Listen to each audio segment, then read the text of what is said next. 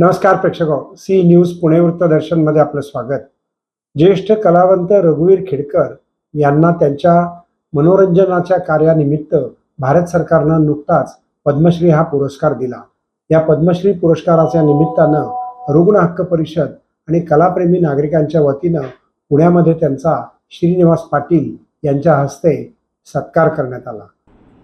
त्या 61 साली भाऊ बापू नारायणगावकर पहिले केला आता तुम्ही सेलिब्रिटी झाला।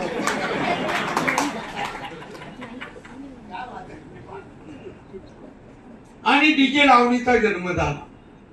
त्या डीजे लावणीने तमाशा, लावणी, शाहिरी, नाटक, लोकनाट्य याच्यावर मात केली। लोक हे आपलं नको म्हणू लागले। त्या डीजे लावणी मी पाहिली, एक लावणी। डीजे लावणीचा कार्यक्रम कसा असतो, लोक म्हणजे तरुण पोरं का गर्दी करतात, काय नाही, झंपरला कपडा नाही, बेमटाच्या खाली साडी, पायात घुंगर नाही, केस बांधलेले नाही, आंबाडा नाही, नाकात नथ नाही, गळ्यात काही नाही, फक्त तो पदरा असा धरायचा, कमरेवर हात लावायचा,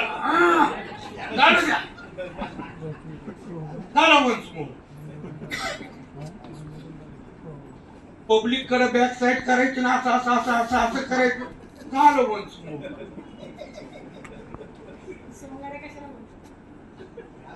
काय काय चाललंय काय?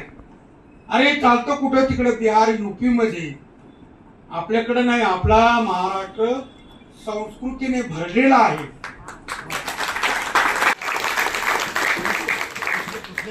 आणि साहित्य संमेलनात लावणी ती साहित्य परिषद लावणी।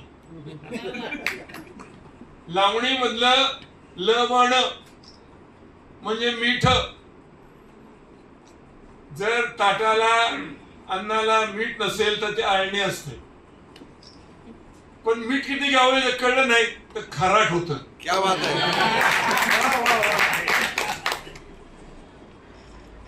किंवा मगाचा जो तानाचा पोवाडा आहे, तो पोवाडा बाईने म्हणून दाखवला। माझी बायको आत गेली, चहाचा कप घेऊन आली, शिपाई होता, किती घेऊन आली, बाई घ्या म्हणजे।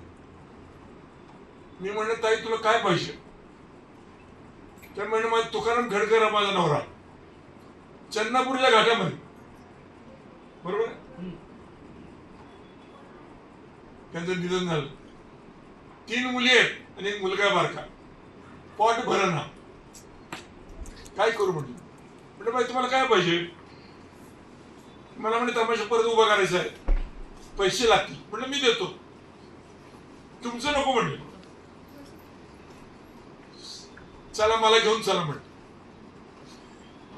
कचेरीत गेलो, मामदार कचेरी, ड्रायव्हर मी, कारण माझा ड्रायव्हर गेला होता जेवायला। ड्रायव्हर मी, शेजारी रोशनताई, म्हणजे आपल्या कांताबाई सातारकर, मी सातारची, तुम्ही सातारचे आहे, आणि तुम्ही तमाशे शौकीन आहात, मला कळले।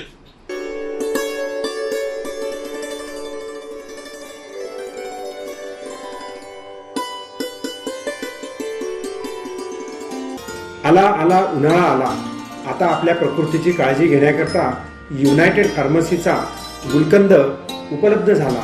या गुलकंदामुळे आम्लपित्त, डोकेदुखी, लघवीची जळजळ, शरीराचा थकवा आणि शरीरात होणारा पित्त यापासून तुम्हाला निश्चित आराम मिळेल। तेव्हा मेडिकल स्टोअरमध्ये आणि सर्व जनरल स्टोअरमध्ये युनायटेड फार्मसीचा गुलकंद त्याची मागणी करा, कारण तो कन्नौजच्या विशेष गुलाब पाकळ्यांपासून बनविण्यात आला आहे।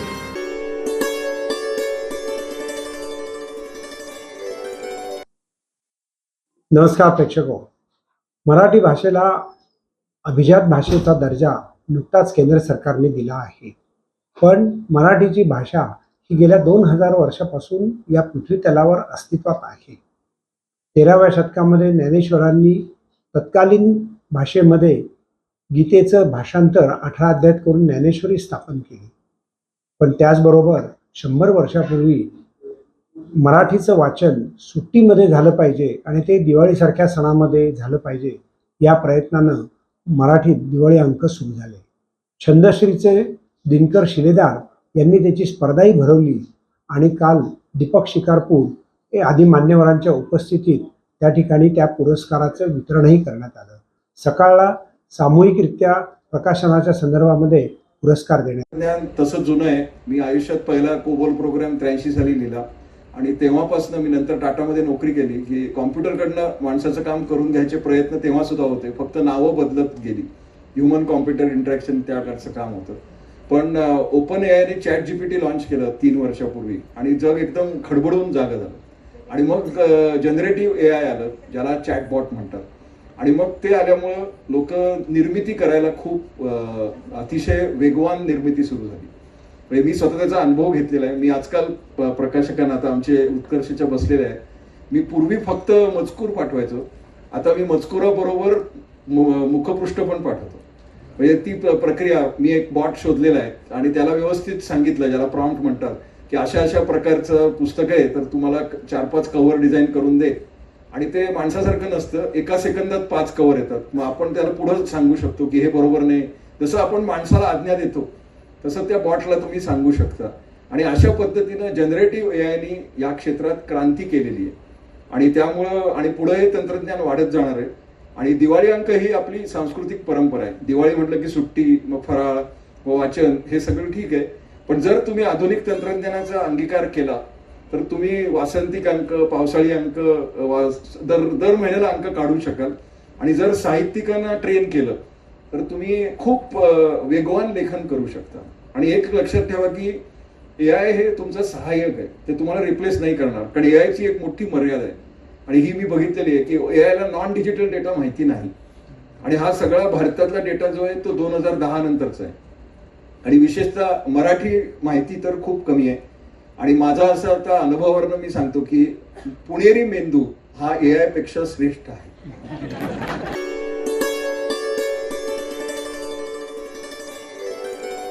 कृषी उत्पन्न बाजार समिती या ठिकाणी पार्किंगमध्ये उभे असलेले 3 ट्रक आग लागून त्या ठिकाणी त्या आगीच्या भक्ष्यस्थानी पडले. पण ही आग का लागली, कशी लागली याचा आता पोलीस तपास करतायत. ही आग रात्रीच्या वेळेला लागली, त्यावेळेला जीवितहानी झाली नाही असं एकंदरीत दिसतंय. पण पोलीस तपास अजून करतायत.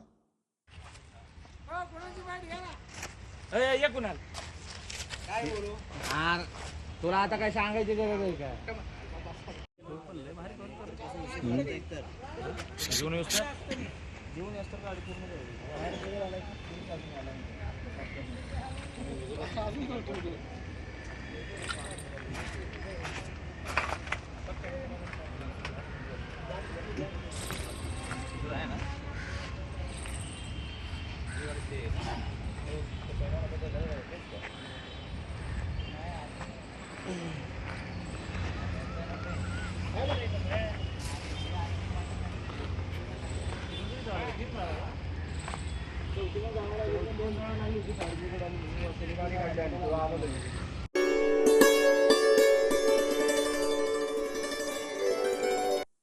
महाराष्ट्रातल्या तरुणाईला रेव पार्ट्यांचं आकर्षण, त्याच्यातनं अनेक वेळा मृत्यू देखील घडले आहेत.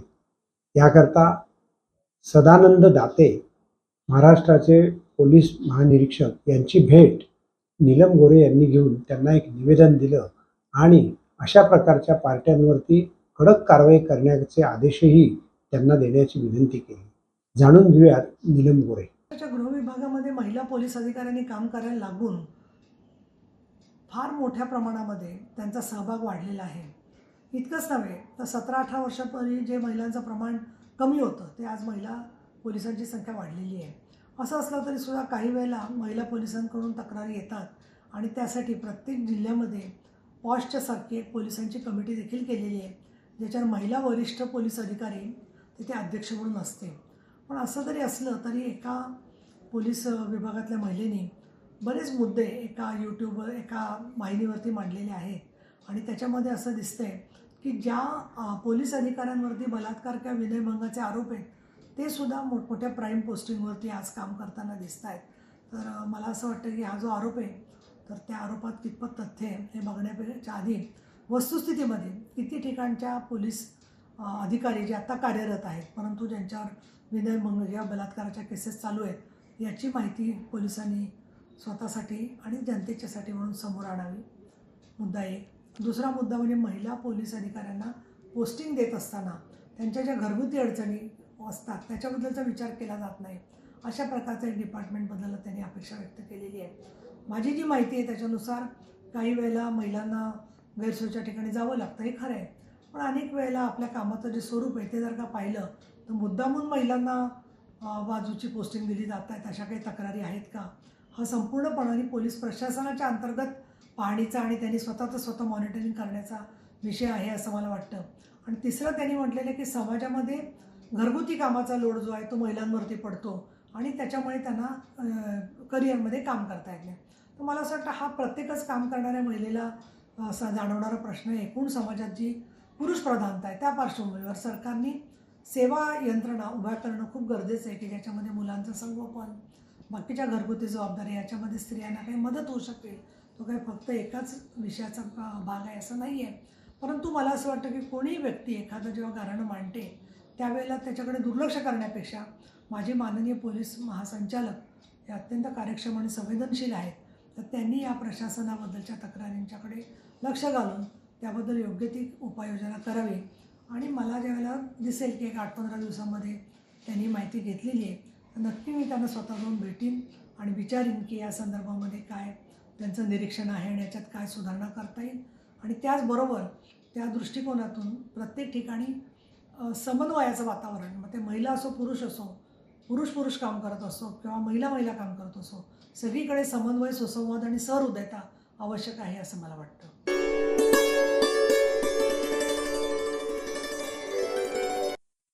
नमस्कार प्रेक्षक, सी न्यूज पुणे वृत्तदर्शनमध्ये आपले स्वागत. आपल्या शेजारचा आपला पहारेकरी असतो ही भूमिका मनामध्ये ठेवून आपणही त्या जबाबदारीनं वागायला पाहिजे. सोसायटी असेल, बंगलो सोसायटी असेल, निवासी सोसायटी असेल, सर्वांनी एकत्र येऊन दररोज रात्री 2-2, 3-3 तासाची जर ड्युटी वाटून घेतली तर निश्चित स्वरूपाचे गुन्हे कमी व्हायला मदत होऊ शकते.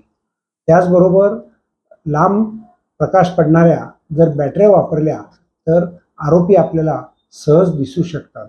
याकरता प्रत्येक सोसायटीनं लांब विजेचा प्रकाश पडणाऱ्या विजेरी जर घेतल्या तर त्या फायद्याच्या ठरू शकतील. त्याचबरोबर काही प्रमाणामध्ये लाठ्या-काठ्यासुद्धा ठेवायला पाहिजेत असं वाटतं, पण कुठल्या की ज्याच्यामुळे मनुष्याला इजा होईल पण तो मृत्युमुखी पडणार नाही. त्यामुळे एकंदरीतच दहशत निर्माण झाली पाहिजे की इथे जागती लोक आहेत, खडा पहारेकरी आहे, चोरट्याच्या मनातही भीती दहशत निर्माण झाली पाहिजे की आपण इथे चोरी करायला जायला नाही पाहिजे. तेव्हा प्रेक्षको, आपण आता शेजाऱ्याचा जसा विचार करतो तसा आपलाही विचार शेजाऱ्यांनी करावा या भूमिकेत आता एक चळवळ उभी राहिली पाहिजे. पाहत रहा सी न्यूज पुणे वृत्तदर्शन.